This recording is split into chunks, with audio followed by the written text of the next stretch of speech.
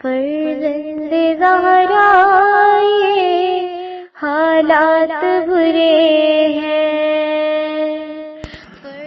کاشانہ بصیرت ایک ایسا مکمل یوٹیوب چینل جس پر محروم بصارت کے لیے بالخصوص اور تمام افراد کے لیے بالعموم سینکڑوں کی تعداد میں اسلامی کتب دستیاب ہیں۔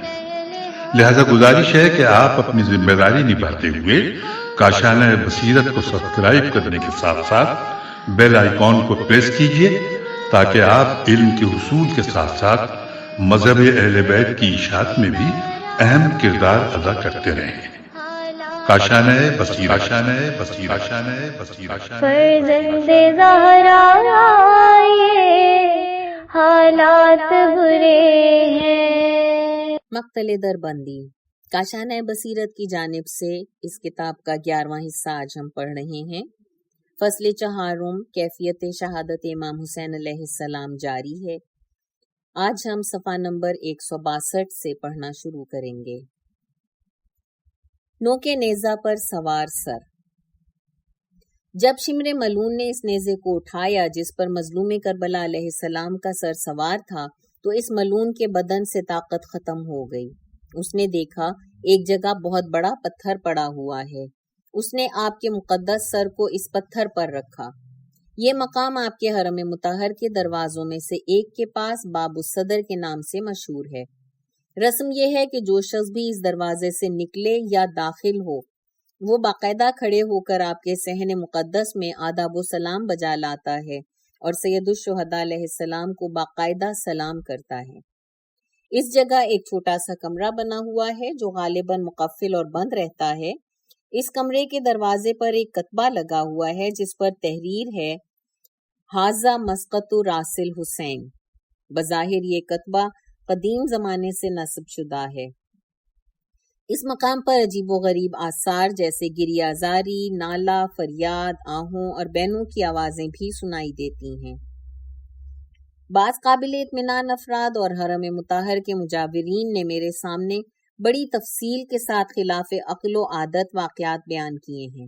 امکان یہ ہے کہ شمر اس مقام تک مقدس سر کو اٹھا کر لایا ہوگا اور جب یہاں پہنچا ہوگا تو اسے پتھر پر رکھ دیا ہوگا اور اس کے بعد سر کو نیزے پر بلند کیا گیا ہوگا۔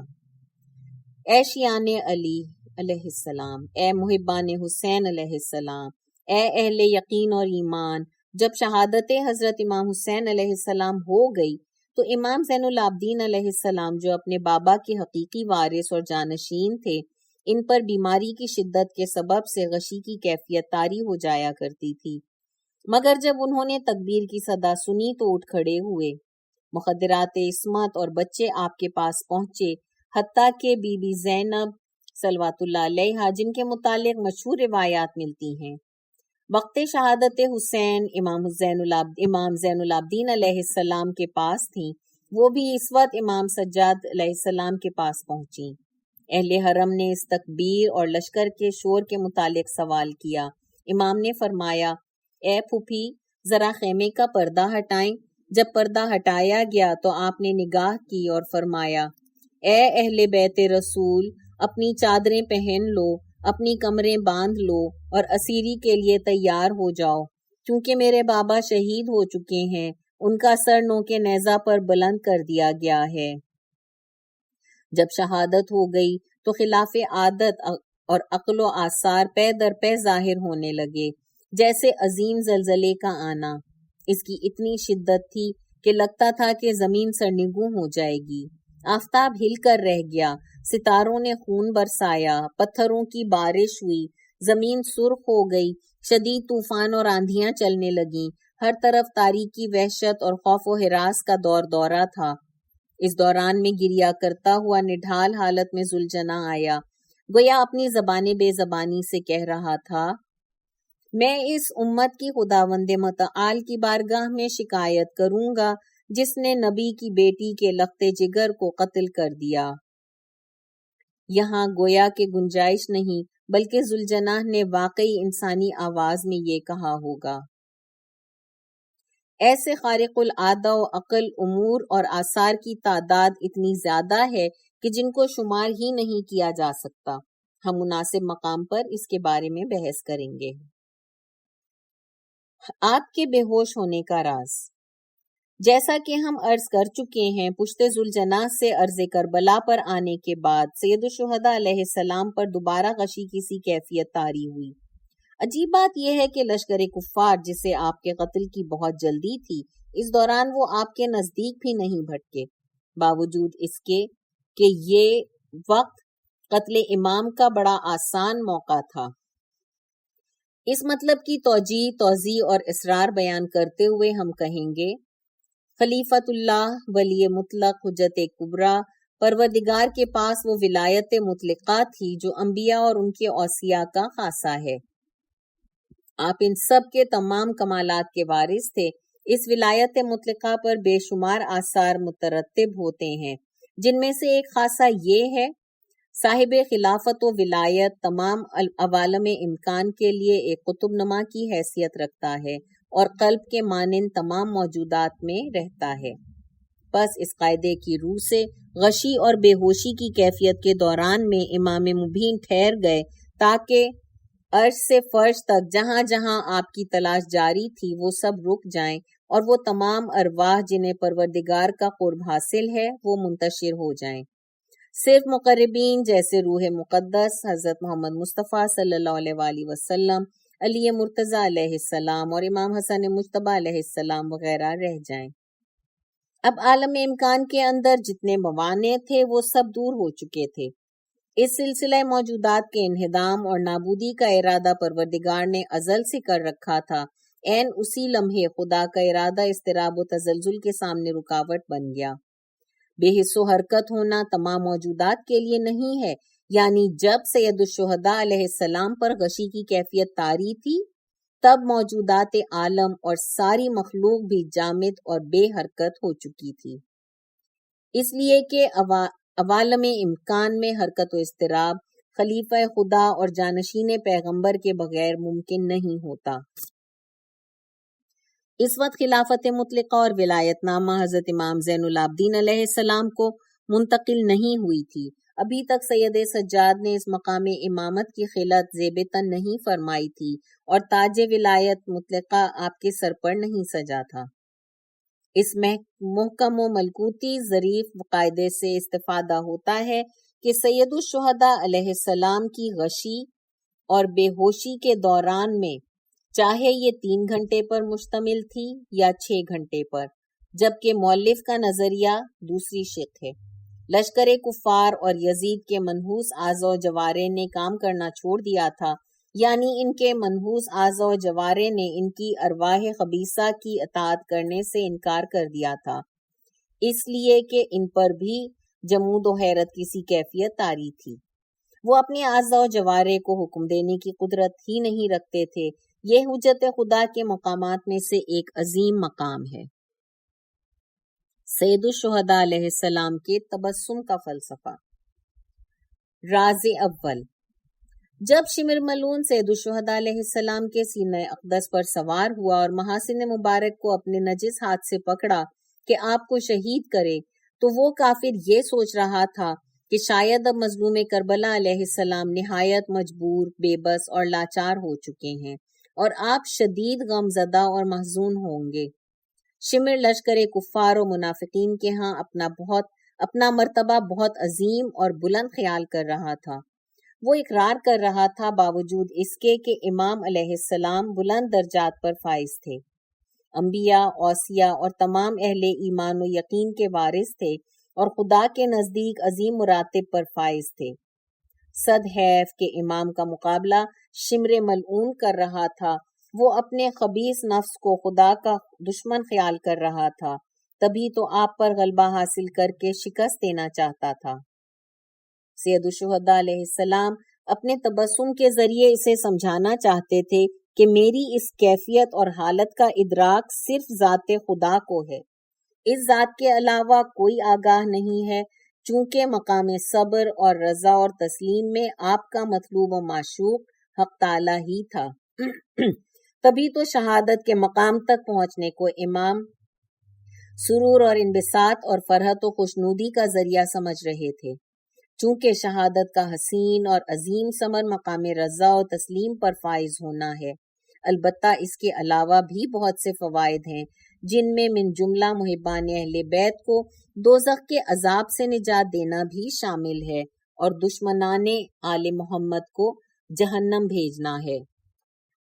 البتہ سید الشہداء علیہ السلام کا گریہ اور نالہ و فریاد جو حرم خدا اور رسول خدا صلی اللہ علیہ وآلہ وسلم کی حالت زار کو دیکھ کر ہوتا تھا، وہ آپ کے مقام فرحت اور سرور، تسلیم و رضا اور محبوب سے ملاقات سے ہرگز منافات نہیں رکھتا، چونکہ صاحب ولایت مطلقہ آنے واحد میں انبساط اور فرحت اور حزن و ملال کے درمیان یگانگت اور ہم آہنگی ایجاد کر سکتے ہیں۔ راز دوم، دوسرا راز یہ ہے کہ شمر ملعون کے لیے صاحب ولایت مطلقہ کی رگوں کو قطع کرنا آسان نہ تھا، چونکہ اگر اس ملعون کے ہاتھ آنی اور فولادی بھی ہوتے تو بھی آپ کی رگوں کو کاٹتے وقت وہ ہاتھ پگھل جاتے اور آتش غیبی انہیں جلا کر رکھ دیتی، چونکہ اس ملعون نے یہ جسارت کی تھی کہ آپ کے سینہ اقدس پر سوار ہوا تھا، اور اس وقت امام نے ارشاد فرمایا تھا، کون ہو تم کہ اس بلند مقام پر بیٹھے ہو جو بہت ہی عرفہ اور بلند ہے؟ اس کافر ملعون نے جواب دیا، یزید ملعون کا انعام تیرے نانا کی شفاعت سے بہتر ہے۔ وہ اس بات سے غافل تھا کہ سارے عالم امکان نے بالآخر فنا ہو جانا ہے۔ اسے کیا خبر کہ اس وقت ارواح انبیاء، اوصیاء اور جنتی حضرات اور اصحاب کسا کی ارواح مقدسہ بڑی غمگین اور گریہ زاری میں مشغول ہیں۔ اب اگر امام شمر کے مکروہ چہرے پر خلیفہ الہی والے جاہ و جلال سے نگاہ نہیں ڈال رہے تھے بلکہ انبساط و فرحت کا اظہار کر رہے تھے، تو اس کی وجہ یہ ہے کہ سارے عالم نے فنا کے مرحلے سے گزرنا ہے، نظم و انتظام سے خارج ہونا ہے اور زمین اپنے مکینوں سمیت تباہی اور بربادی سے دوچار ہونے والی ہے۔ امام نے ان کی حفاظت کی غرض سے یہ کام انجام دیا تھا، جیسا کہ اس عالم کی ترتیب اور نظم و انتظام کی حفاظت ہر لمحے آپ ہی کے دم سے تھی۔ اگر سید الشہداء ایسا نہ کرتے تو شمر ملعون دائرہ قدرت اور اختیار سے باہر ہو جاتا، اس کے اعضاء و جوارح اس کی نجس روح کی اطاعت نہ کرتے، اس طرح امر شہادت اپنی تکمیل کو نہ پہنچتا اور داستان کربلا ادھوری رہ جاتی۔ راز سوم، اس راز کی اس انداز میں بھی تشریح کی جا سکتی ہے کہ امام نے شمر کی بے تابی اور عجلت پر بھی تبسم فرمایا۔ جو امام تو عالم امکان کا مطالعہ فرما رہے تھے، وہ شمر ملعون اور اس کی نیت سے بھی آگاہ تھے۔ اس کے علاوہ وہ ملعون یہ بھی جانتا تھا کہ اتنے زخموں اور حد سے زیادہ خون ریزی کے سبب سے اب شہادت کو چند منٹ ہی باقی بچے تھے، کہیں ایسا نہ ہو کہ ذبح کی نوعیت ہی نہ آئے۔ اللہ لعنت اللہ علی القوم الظالمین۔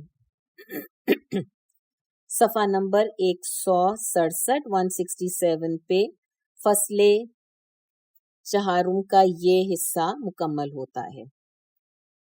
صفحہ نمبر 168 سجدہ شکر کا فلسفہ۔ جب حضرت امام حسین علیہ السلام کے ذوالجناح کی زین سے زمین پر کربلا پر گرنے کے لمحات نزدیک تھے تو گویا عالم زر میں پروردگار سے کیے گئے وعدے کے ایفا ہونے کا وقت ہونے کو تھا۔ اس پیمان میں آپ نے قبول فرمایا تھا کہ ترویج دین اور اسلام کے قیام کے سلسلے میں تمام مصائب اور مشکلات کو تحمل کریں گے۔ اس بابت وہ جان و مال کا نذرانہ اور اہل و عیال اس حد تک مصائب برداشت کریں گے جو ناقابل تصور ہوں، کی قربانی سے بھی دریغ نہیں کریں گے۔ یہ سب کچھ عہد نامے میں موجود تھا۔ اس صحیفہ آسمانی پر ارواح انبیاء، اوصیاء، مقرب ملائک شاہد تھے۔ آپ نے اپنا نام شہداء میں لکھا اور اپنی انگشتری کی مہر بھی لگائی۔ جب یہ عہد نامہ مکمل ہو گیا تو سید الشہداء علیہ السلام اس عالم میں سجدہ شکر بجا لائے۔ یہ صحیفہ آسمانی دنیا میں بھی مختوم ہوا۔ عصر پیغمبر اکرم میں اس صحیفے پر اصحاب کسا، حضرت اسرافیل علیہ السلام، حضرت جبرائیل علیہ السلام، حضرت میکائیل علیہ السلام اور دوسرے ملائکہ کے دستخط تھے۔ اس مختصر مقدمے کے بعد ہم اشارہ کریں گے کہ جب کفار و ملائین نے سید الشہداء علیہ السلام کو زین ذوالجناح سے زمین کربلا پر اتارا تو آپ کو اپنی شہادت کا یقین ہو گیا تھا۔ تبھی تو خاک کربلا پر پہنچتے ہی سجدہ شکر بجا لائے تاکہ جو کچھ ابتدا عالم زر میں تھا انتہا اس کے عین مطابق ہو۔ صرف ایک خوف تھا کہ کہیں یہ ارادہ فانیت تک پہنچنے سے محروم نہ ہو جائے، کیونکہ اس کی علت ضعف کی شدت اور پاکیزہ اعضاء و جوارح کی شکستگی بھی شامل تھی۔ در حالانکہ سید الشہداء علیہ السلام کے اعضاء و جوارح جن کا ایک ایک ذرہ ملکوتی اور روحانی علوم و عقول کے مقام پر تھا، جن کے ذریعے وہ اللہ کے اوامر کی اطاعت کرتے تھے، جو کچھ مطلوب تھا وہ محقق ہو گیا تھا، اور عالم ملکوت میں جو سجدہ بجا لایا گیا تھا اسی عہد کی بنا پر اب بھی امام علیہ السلام سجدہ شکر بجا لا رہے تھے۔ آپ زین ذوالجناح پر بھی سجدہ شکر بجا کر زمین کربلا پر اترے تھے۔ اس طرح قتل کیوں ہوئے؟ اس بحث کے شروع میں چند مطالب موجود ہیں جن کے کتمان کے سبب مخلصین اور محبوں کے قلوب تنگ آ چکے ہیں۔ قلم میں اس کی تاب نہ تھی، ہر وقت مخلصین و محبین کے قلوب میں یہ مطالب موجود رہتے تھے، بے اختیار روتے ہیں اور کہتے ہیں اے کاش ہم محبوں اور شیعوں کے زمرے میں جہنم میں ہوتے اور جل جاتے، مگر اپنے آقا و مولا اور سید الشہداء علیہ السلام کو یہ مصائب اور مشکلات سہتے ہوئے نہ دیکھتے۔ ان مصائب کو لکھنے سے زبان قلم عاجز تھی۔ الامان الامان، کیا آپ نے نہیں سنا کہ جب امام ذوالجناح کی زین سے زمین کربلا پر اترے تو ان کفار نے کس طرح آپ سے جنگ کی؟ جانتے ہو انہوں نے آپ کے ساتھ کیا سلوک کیا؟ جب خاک کربلا پر خاک و خون میں غلطاں پڑے تھے تو اپنے ہاتھ پاؤں ہلا رہے تھے، کیا آپ پر چاروں طرف سے تیروں، پتھروں، نیزوں کی بارش نہیں کی گئی؟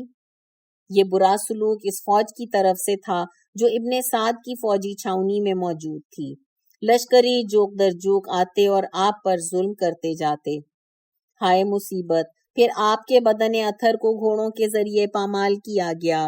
زندگی میں بھی اور شہادت کے بعد بھی تو آپ کے جسم اطہر پر پتھروں، نیزوں اور تیروں کی بارش ہوتی رہی۔ یہ اس قوم کے سلوک کی ایک جھلک تھی۔ سید الشہداء علیہ السلام کی کیفیت اور بیچارگی کو دیکھ کر دل میں یہ سوال اٹھتا ہے، خدا نے ایسا ارادہ کیوں نہ فرمایا جو کفار اور سپاہ یزید کے ارادے کے سامنے قدغن لگا دیتا، اور وہ بے رحم اور ظالمانہ رویہ ہی اختیار نہ کر سکتے؟ خدا نے اس سپاہ کفر سے اختیارات اور قدرت سلب کیوں نہ کر لی؟ اس سوال کا یہ مقصد نہیں ہے۔ سید الشہداء علیہ السلام کی شہادت ازل سے مکتوب اور محتوم تھی،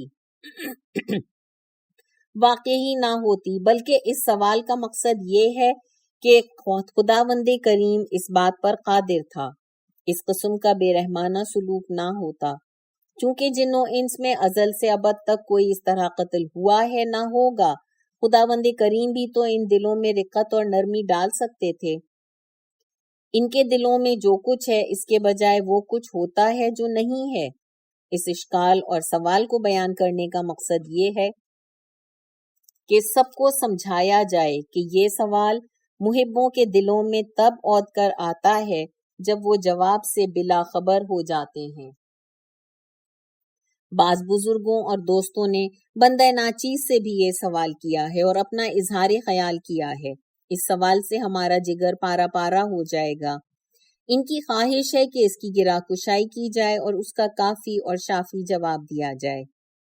بندے نے اس سوال کا جواب اپنی کتاب اکثیر العبادات فی اسرار الشہادات میں بڑی تشریح اور توضیح کے ساتھ بیان کیا ہے۔ اس کا جواب ہے، مومنین کے قلوب کو جلا ملتی ہے اور وہ خوش اور مسرور ہو جاتے ہیں۔ جواب کا خلاصہ یہ ہے، خداوند کریم نے ازل سے سید الشہداء علیہ السلام پر گریے کو کلمہ توحید کی نظیر اور مثال قرار دیا ہے، جیسا کہ پیغمبر اکرم کی حدیث بھی ہے، من قال لا الہ الا اللہ وہبت لہ الجنہ، جو کلمہ توحید پڑھے گا اس پر جنت واجب ہو جائے گی۔ نیز یہ بھی ارشاد فرمایا، جو حسین علیہ السلام پر گریہ کرے گا اس پر جنت واجب ہو جائے گی۔ اوصیاء اور خلفائے رسول نے پہلے کلام کی تشریح کرتے ہوئے ارشاد فرمایا ہے، اگر ان امور میں غور و فکر کیا جائے تو نتیجہ بالآخر محقق ہو جاتا ہے۔ شرط کہہ رہی ہے کہ مومن پر جنت واجب ہے، پس اگر وہ پیغمبر اکرم کے اوصیاء کی ولایت اور جانشینی کو قبول کر لیتا ہے تو اس پر جنت واجب ہو جائے گی۔ یہ گریہ آپ کی قبر مطہر کی زیارت کی مانند جنت کی کلید ہے۔ یہ ضرور معلوم ہونا چاہیے کہ گریہ کرنے سے دل تنگی ہوتی ہے اور حزن و ملال پیدا ہوتا ہے۔ حزن و ملال اور قلبی تاثیر کا تعلق اختیاری امور سے نہیں ہے، بلکہ ان کا تعلق اضطراری امور سے ہے۔ البتہ اس گریہ و دل تنگی اور تاثیر کے مقدمات اختیاری ہوتے ہیں۔ جب اسباب اختیاری ہیں تو وہ امر بھی اختیاری بن جائے گا، بے شک ابتدا میں وہ اضطراری امور میں شمار ہوگا۔ بحث کا نتیجہ یہ ہوگا کہ حزن و اندوہ، تاثر و گریہ اور اشک چشم بھی تو حزن و اندوہ کا نتیجہ ہیں جو امور اختیاری میں سے ہیں۔ اس موضوع کے مشخص ہونے کے ساتھ ایک دوسرا موضوع مطرح ہو جائے گا۔ مختلف افراد کی خواہشات، آرزوئیں اور حسرتیں افکار و فہم کے بارے میں ایک جیسی اور مشابہ نہیں ہیں۔ اسی طرح گریہ زاری اور اس کے نتائج بھی متفاوت ہوتے ہیں۔ بعض لوگ تھوڑی سی محبت میں بہت زیادہ پریشان ہو جاتے ہیں اور گریہ شروع کر دیتے ہیں، جبکہ ایسے افراد بھی ہیں جو رحم دل نہیں ہیں، ان کے دلوں کو پتھروں سے تشبیہ دی جاتی ہے۔ یہ دونوں طبقے افراط و تفریط کا شکار ہوتے ہیں، ایسے افراد کی تعداد زیادہ ہے۔ اس وضاحت کے بعد سوال کا جواب بالکل واضح ہو جاتا ہے۔ پروردگار کی حکمت بالغہ اور اس کے لامتناہی الطاف اور ازلی عنایات اس بات پر ہیں کہ مصائب آل محمد اور سید الشہداء علیہ السلام کی شہادت اس انداز میں ہو کہ تمام افراد کو، چاہے نرم دل ہو یا پتھر دل، جو ہی سنیں وہ گریہ زاری شروع کر دیں، تاکہ سب کے آنسو جاری ہو جائیں، تاکہ خدا کی رحمت سب کے شامل حال ہو جائے۔ لا الہ الا اللہ کہنے والے اور تمام موحدین کے درمیان پیغمبر کی 2 حدیثوں کے درمیان تشریح اور توضیح کرنے کے بعد اتفاق اور انطباق پیدا کیا جا سکے۔ ان مطالب کی تشریح کے بعد خداوند متعال کے سر کی تشخیص ہو جاتی ہے کہ خدا نے کفار کو ان کے حال پر چھوڑ دیا ہے تاکہ جو ان کا دل چاہتا ہے انجام دیں۔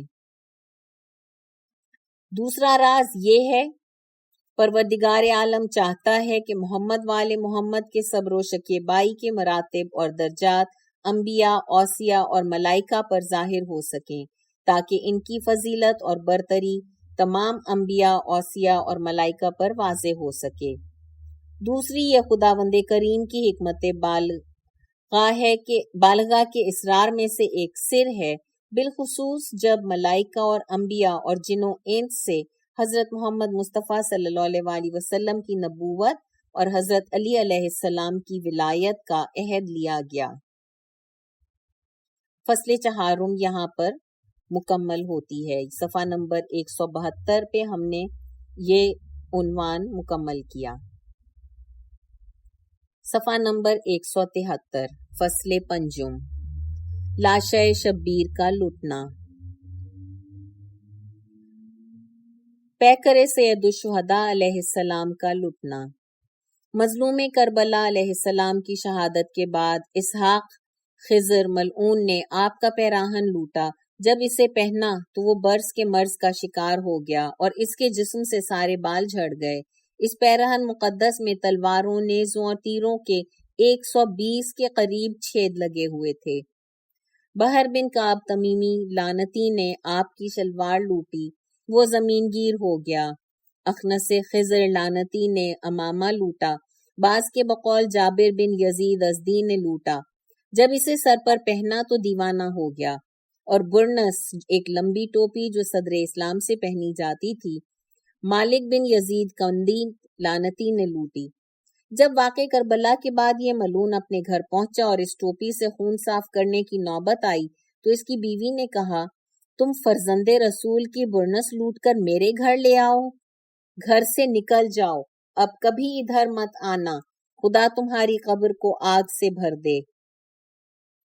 یہ ملعون روز بروز غریب ہوتا چلا گیا اور بالآخر گداگری پر مجبور ہو گیا۔ سردیوں کے موسم میں اس کے ہاتھوں سے خون رستا رہتا تھا اور گرمیوں میں لکڑی کی طرح خشک ہو جاتے تھے۔ بعض روایات میں مذکور ہے جب مالک بن یزید کندی حضرت امام حسین علیہ السلام کی برنس لوٹ کر گھر لایا اور اپنی زوجہ سے کہا، یہ فرزند رسول کی برنس ہے لہٰذا اس سے خون صاف کرو، تو اس عورت نے گریہ کیا اور کہا، لعنت ہو تم پر، فرزند رسول کو قتل کر کے یہ ٹوپی لائے ہو، خدا کی قسم میں کبھی تم سے گفتگو نہیں کروں گی۔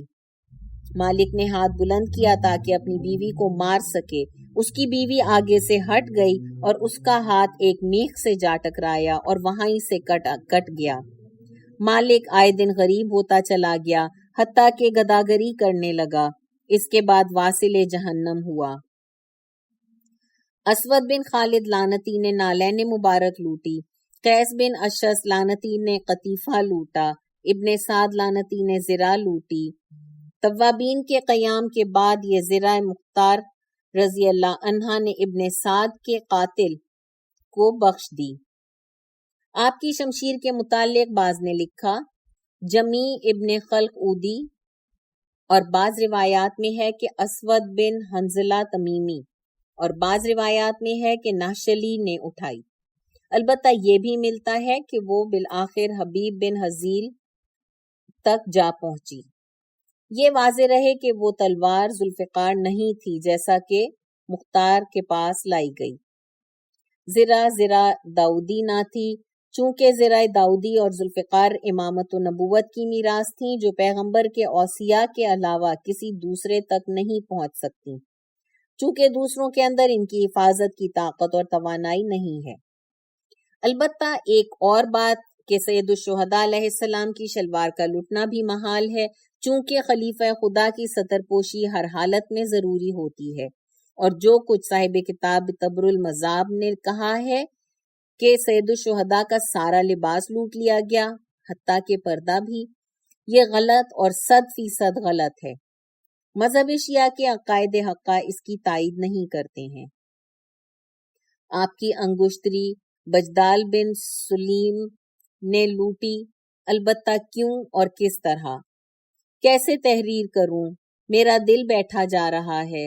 بہرحال جب اس ملعون نے امام علیہ السلام کی انگشتری اتارنا چاہی تو وہ نہ اتری، چونکہ آپ کے مقدس خون کے جم جانے کے بعد وہ انگوٹھی انگلی میں پھنس گئی تھی، جس کی وجہ سے اس ملعون نے آپ کی انگلی ہی کاٹ ڈالی اور وہ انگلی اور انگوٹھی دونوں ہی لے گیا۔ امیر المومنین علیہ السلام کا انگوٹھی عطا کرنا۔ حضرت امام جعفر صادق علیہ السلام سے روایت منقول ہے کہ حضرت علی علیہ السلام پیغمبر اکرم صلی اللہ علیہ وآلہ وسلم کی نماز باجماعت میں موجود تھے۔ ایک سائل آیا اور وہ نماز کی صفوں کے درمیان چلنے لگا اور مدد کی درخواست کرنے لگا، مگر کسی نے اسے کچھ نہ دیا۔ امیر المومنین علیہ السلام نے رکوع کی حالت میں اسے اپنی انگوٹھی کی طرف متوجہ کیا اور اس پر خصوصی لطف اور مہربانی فرمائی۔ اس کے بعد امامت اور ولایت مطلقہ کے اسبات میں آیت نازل ہوئی۔ حضرت امام جعفر صادق علیہ السلام سے اس انگوٹھی کی خصوصیت کے متعلق سوال کیا گیا تو آپ نے فرمایا، اس انگشتری کا نگینہ سرخ یاقوت تھا جس کا وزن 5 مثقال تھا۔ امیر المومنین علیہ السلام نے جب توق بن حران کو قتل کیا تو یہ انگوٹھی بطور غنیمت ملی تھی۔ توق بن حران ایک بادشاہ تھا۔ آپ سے اس کی قیمت کے متعلق سوال کیا گیا۔ آپ نے فرمایا، اس کی مالیت شام اور اس کے گرد و نواح کی مالیات اور خراج کے برابر ہے۔ عرض کیا گیا، پھر بھی کتنی ہوگی؟ آپ نے فرمایا، 1000 شتر کا طلائی بوجھ، 400 اونٹوں کا طلائی بوجھ اور 600 اونٹوں کا چاندی کا بوجھ۔ غزالی اپنی کتاب سر العالمین میں خواص نبوت کے باب میں تحریر کرتے ہیں۔ امیر المومنین علیہ السلام نے رکوع میں سلمان بن داؤد کی انگشتری ملک و سلطنت کی اساس اور جن و انس ہوش و پرندگان اور ابر و بادل کی تسخیر کی بنیاد تھی، بلکہ ناقابل شمار چیزوں کے لیے تسخیر کا کام دیتی تھی، صدقہ دی۔